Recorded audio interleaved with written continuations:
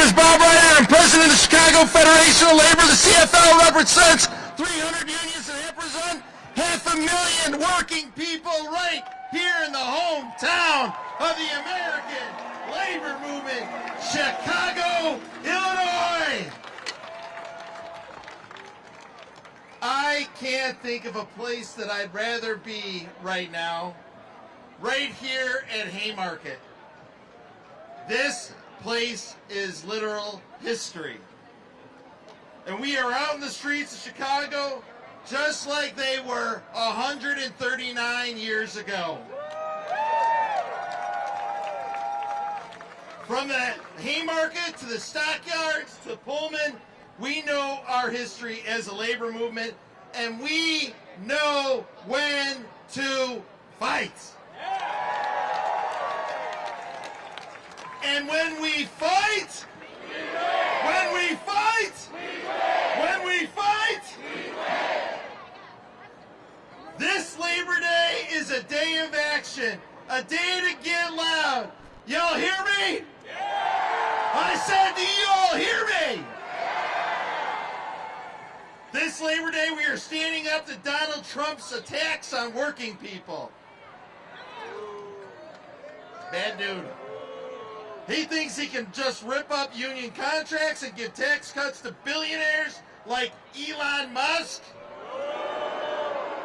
and Antonio Gracias, and scapegoat immigrants and DEI as the boogeyman to all of his problems.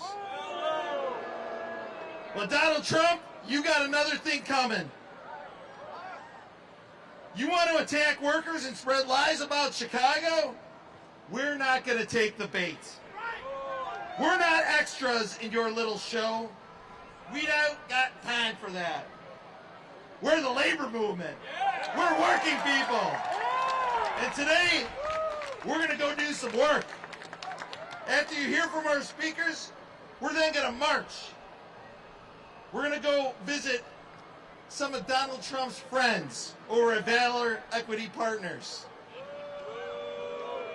Because Antonio Gracias, their billionaire CEO, has been a key player in Doge's assault on our country. Then we're going to go pay a visit to Target. We're going to go see Target on Labor Day. Because Target seems to think it's more important to bow down to Trump than it is to take a stand for civil rights. And then we're going to a Tesla dealership. And kids, we're not buying a car. And we're going to see if we can get loud enough to get Elon Musk to come out from hiding. But before we go, we got to get primed. We got to get some religion. But you're going to have to wait to hear from the son of a preacher because he's running a little bit late. Oh, is he here? I'm talking about the other preacher. The other son of a preacher. The person I'd like to bring up first, she knows that preacher. She knows that son of a preacher, though. She's president of the Chicago Teachers Union, Stacey Davis Gates. CT who? CT who?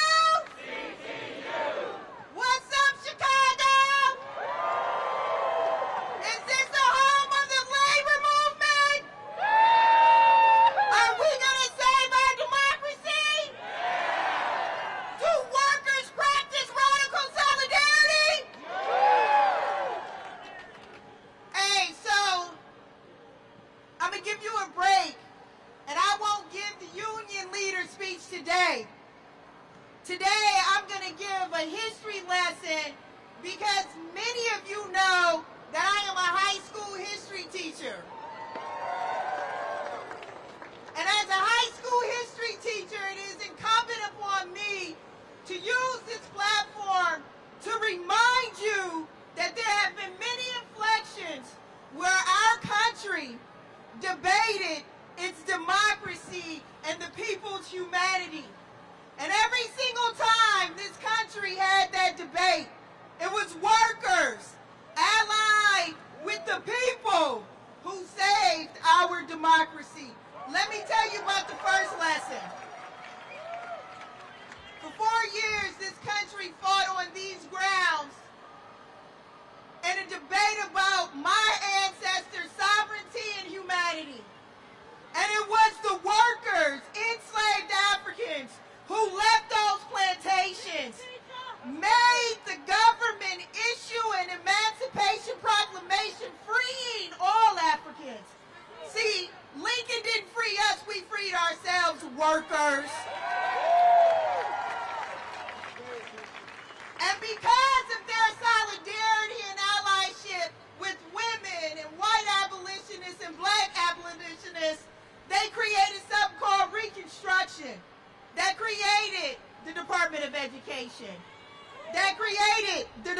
of Justice, that created the Department of Housing, that created these United States of America with a safety net.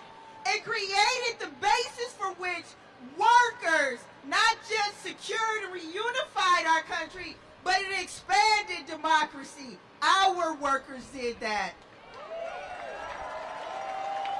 And as you stand in the city of Chicago, a black metropolis ushered in by Pullman porters, working for low wages, working in the indignity of being called George and not Mr.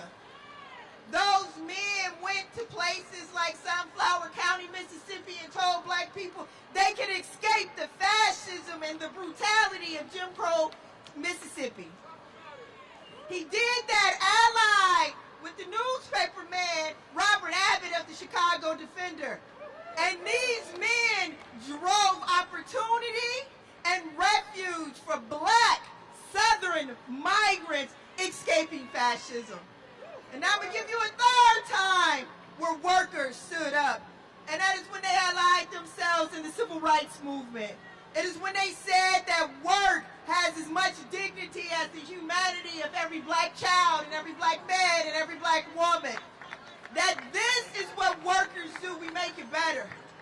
But we're in a time and a space now where workers have to practice a solidarity that goes beyond the billionaire class.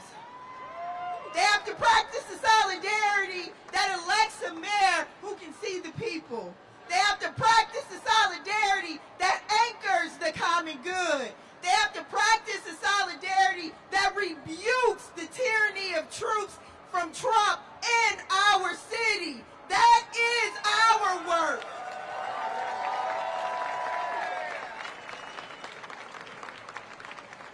And we got to draw a contrast, Chicago. We have to show the world that workers usher in a reconstruction of school libraries while Trump is banning books.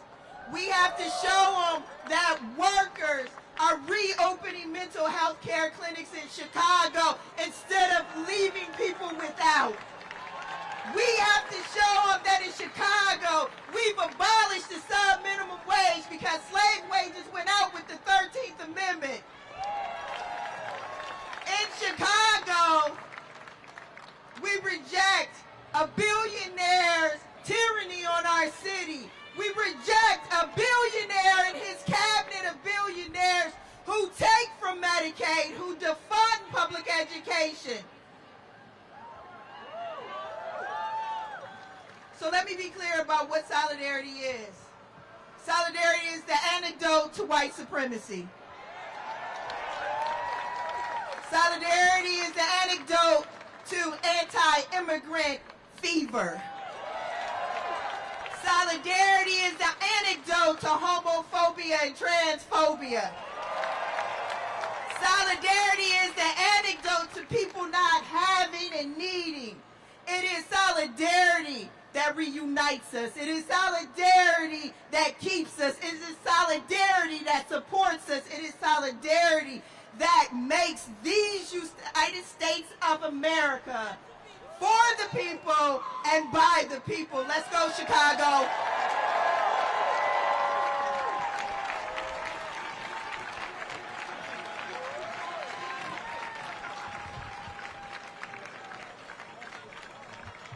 Like any fight, we've got allies in the fight. Y'all know my friend Congressman Chuy Garcia? We've got Alderman Andre Vasquez, Alderwoman Lenine Mana-Heppenworth, Senator Lakeisha Collins, my union sister, Alderman Bill Conway, Senator Mike Simmons, Mayor Dan Biss, and more to come. I'd now like to bring up my friend, Director of Organizing for Painters District Council 14, and one badass, he's going to tell you about this building right here, Al Barraza. What do we want? Justice. What do we want? Justice. When do we want it? Now. What do we want? Justice. When do we want it? Now. One more time. What do we want? Justice. When do we want it? Now. That's right. Thank you, everybody, for being here. Thank you to CFL. Thank you for the labor movement. When I was asked to speak today, it was a no-brainer. Why? Because we're on sacred, hallowed ground here at the Haymarket Memorial in 1886. Back then, workers were dealing with the injustices that we're still dealing with today. And we don't have to look so far, but just to look to my left, and you'll see injustices happening every day there, where we have, unfortunately, workers there that are not represented by a union, that are being taken advantage of, still to this day. And for what? For injustices to make people rich, to exploit the needs of workers against the sacrifices of other workers, so that we pit each other against each other. That cannot happen. We have to unite and bring these workers into the fold, into our union, into the fight for solidarity. That's what we're going to do here today. So despite the despair that we see and feel maybe every day, it's a blessing to come out here and look at all these union brothers and sisters, workers that are organized and ready to fight back the tyranny. And that's what we're going to do today. So I hope, brothers and sisters, you are ready for a walk, because I sure as hell am. Thank you.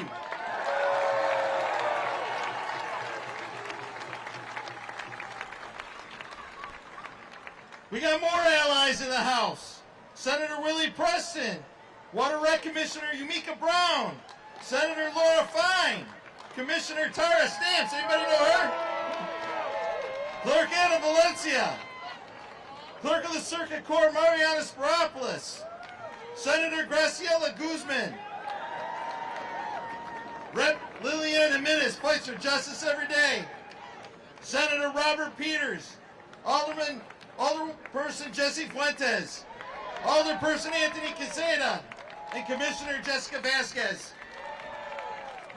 That's a lot of elected officials. A lot of these folks I've just read, they're organizers. They're people who go out on the street every day.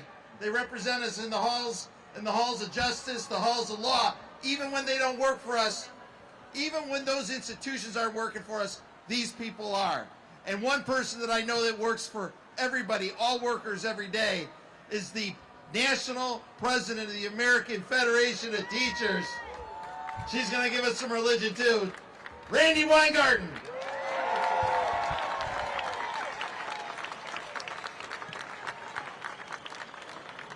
Okay, but I'm like really short here. Okay. I know it's a Sunday. No, it's a Monday, right? Monday. But let me ask you something. You just got a history lesson. You just got a labor lesson. Are we ready to fight Pharaoh? Stacy gave us a lesson about African American emancipation. We have been fighting pharaohs for thousands and thousands of years. And the one in the White House is just as bad as the rest of them have been. Are you ready, American labor? Are you ready, Chicago labor, to fight? And today as we walk, we're going to fight a whole bunch of pharaohs. Whether it's Tesla, or Target, or Valor. What has happened in this country is that the billionaires don't understand that this country was created in protest and in resistance to fight off a king, not to recreate a king. Sorry, I'm also a history teacher. But what we know is that those kings, those pharaohs, those authoritarians, it's not as if they will just concede. You know this from Frederick Douglass, another icon for all of us. Power does not concede willingly. It does not concede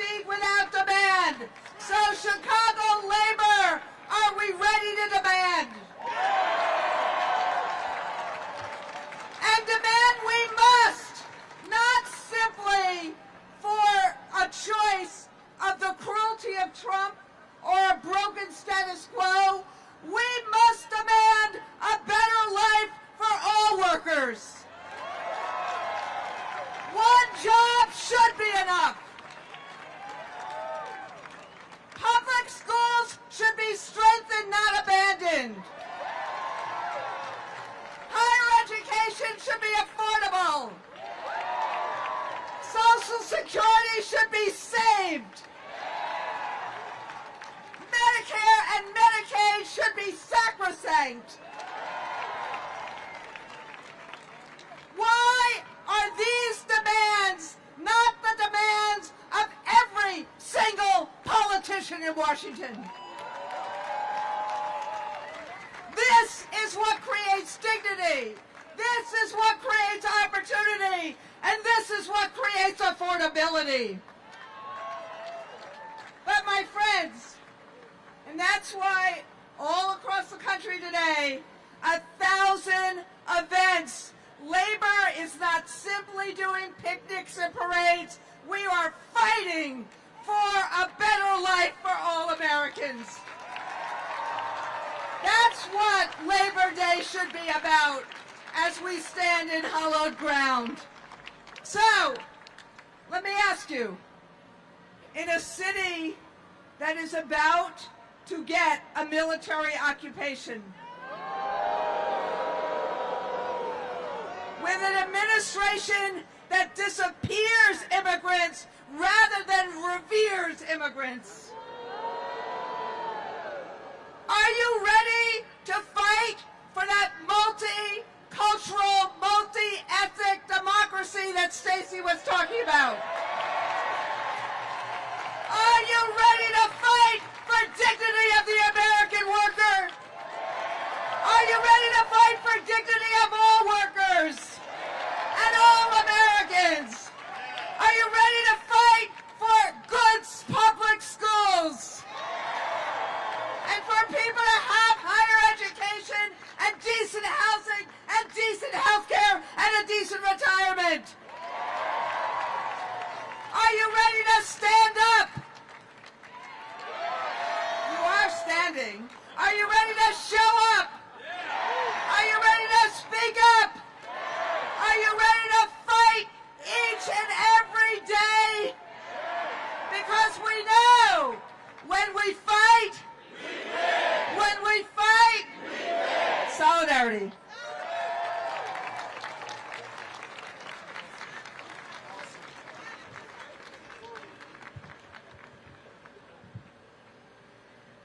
So I said, more would come. I'd also like to acknowledge State Representative Stephanie Kiffowit and Alderman Lamont Robinson. But I told you that we had the son of a preacher here. I got a preacher too, but I also have the son of a preacher. First, I'm going to bring up the son of a preacher and the son of a union worker, Mayor of the City of Chicago, Brandon Johnson.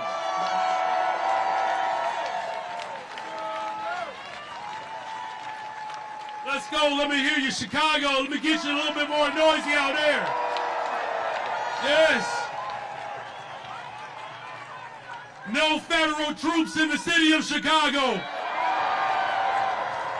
No militarized force in the city of Chicago. We're going to defend our democracy in the city of Chicago.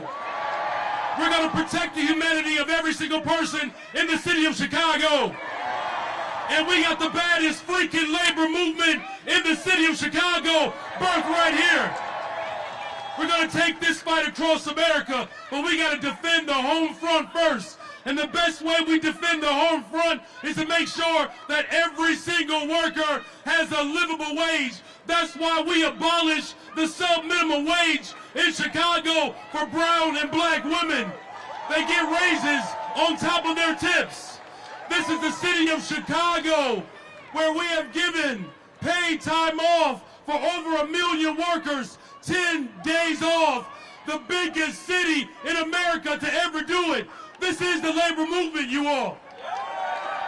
On pace to build more affordable units, a teacher's contract that protects black women, a teacher's contract that protects the LGBTQIA community, the teacher contract that protects immigrants. This is the greatest freaking city in the world. We're Chi-Town.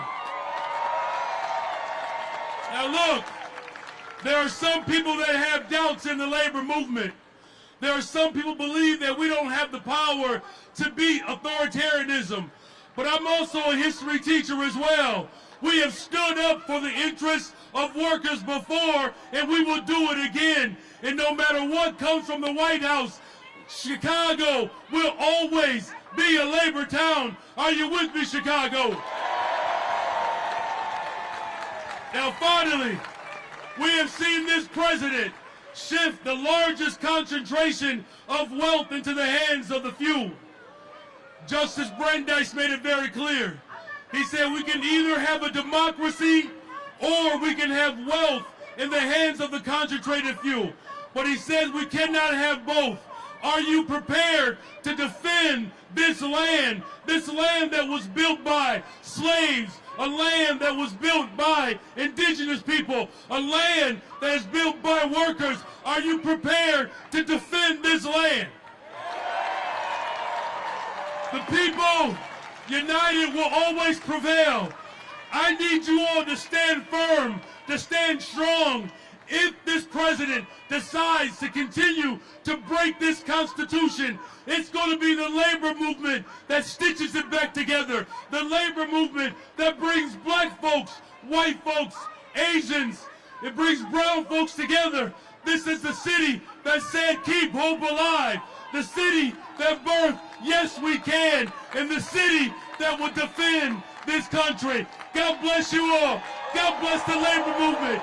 God bless the greatest freaking city in the world, Chi-Town. No troops in Chicago.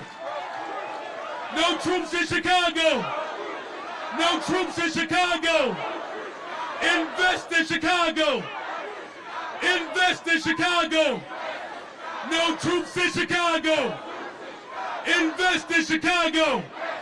God bless you. Love you all.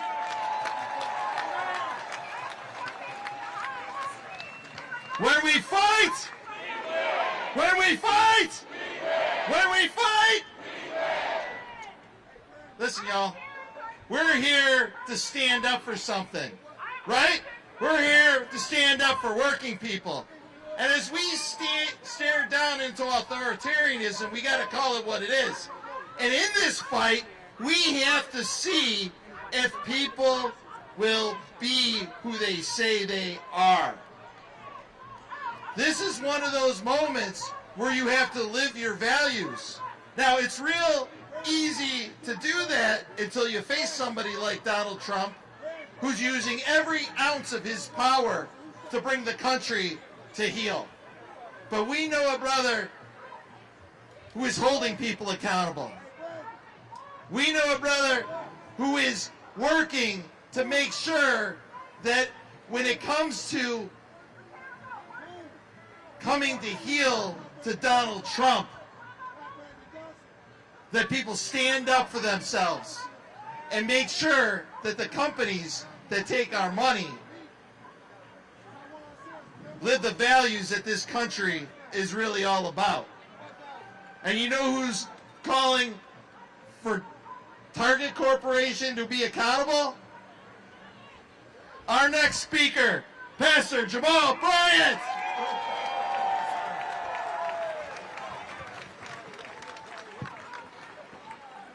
This is a critical moment. It's a critical moment in American history where history will have to record that the fight for democracy was birthed in Chicago. Those of you who still believe in liberty and justice for all, would you make some noise right now if you still believe in it?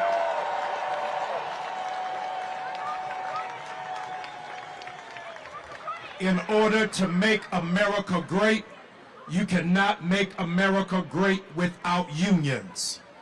It is because of unions that there are no children who are working underage. It is because of unions that you are able to have health benefits. It is because of unions that you have vacation time. It is because of unions that you're able to take sick leave. It is because of unions that you are able to have vacation. This is an American salute to all of you who work in labor. Would you cheer for the people who work around you?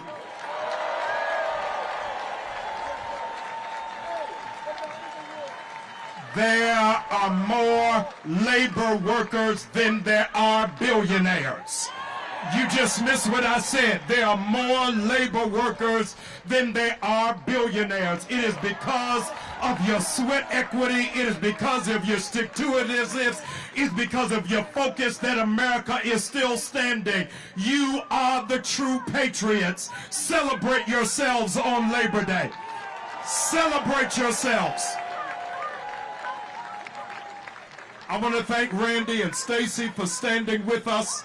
I so believe in what it is that you are doing that I flew from Atlanta, Georgia, just to be with the labor workers of Chicago, Illinois, because this is not a local fight. It is a national fight. We owe a debt of gratitude for the most fearless leader in America today is the mayor of Chicago. Let's celebrate him.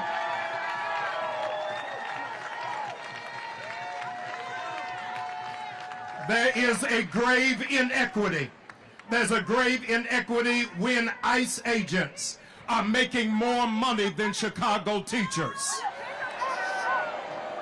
Something is wrong. Our teachers who are in fact instructing our young people, teaching our young people, and educating our young people out of their own pockets have to decorate their classrooms, have to teach their students overtime. And the mistake that this administration made is that they hired a wrestler to oversee education. A wrestler cannot confront labor union workers who are fighters. And those of you who are going to fight for Medicaid, make some noise. You're going to fight for Medicare, make some noise. You're going to fight for a livable wage, make some noise. You're going to fight for our children, make some noise. And so if you really want to change America and make America safe, don't send in the National Guard, send in teachers, because the teachers can make a difference and make an impact and can change the world. We are standing today against those who have betrayed our community like Target. Target thought that they could play in our face and take away diversity, equity, and inclusion. But when you look around outside today, this is a diverse group. This is a group of Latinos and blacks and Hispanics and Asians and women and physically challenged and whites who are standing together believing that this still can be the land of the free and the home of the brave. If you believe it, come on, Chicago, let's make some noise. Come on, you can do better than that.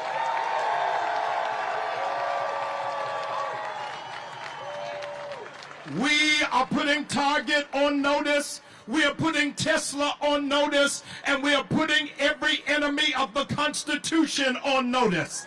They are redrawing lines in Texas, but in Chicago, we put a line in the sand to say if you mess with our workers, you mess with America. Make some noise if you believe that this is our last stand.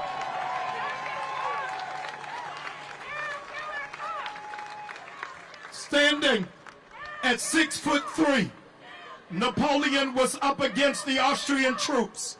They were losing, and the French troops were dizzy. They felt as if they had no focus. They were down 3-1 against the Austrian troops. And Napoleon said to the French troops, "We cannot fight their army. We will fight their mindset."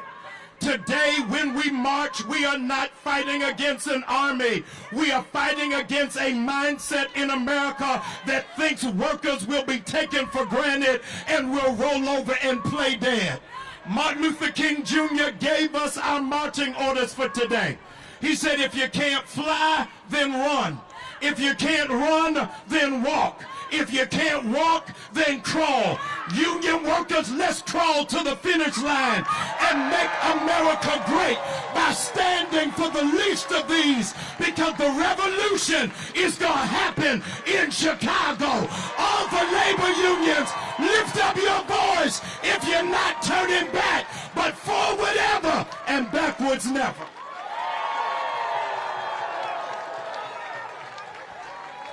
When we fight, when we fight, when we fight. Listen, folks, we're getting ready to start the march. Our next stop is Valor Capital. Then we're going to Target, and then we're going to Tesla. We're going to hear today from workers all across the labor movement. We're going to hear from dock workers from the southeast side at the International Port. We're going to hear from UAW workers. We're going to hear from hospital workers. But I want to make sure that everyone's prepared. We're going to take a couple minutes to break down the stage and also get the march off. We have 10 porta potties here at Haymarket and not any on the route, so you can use them here. We have a lot of great volunteer marshals to keep us safe. Make sure you listen to their instructions. Remember, this movement is a movement of nonviolent protest. We aren't taking the bait from Donald Trump. We're going to do things like Dr. King taught us. We will sit, we will stand, but we will not take the bait. Thank you, everyone. We'll see you at Valor.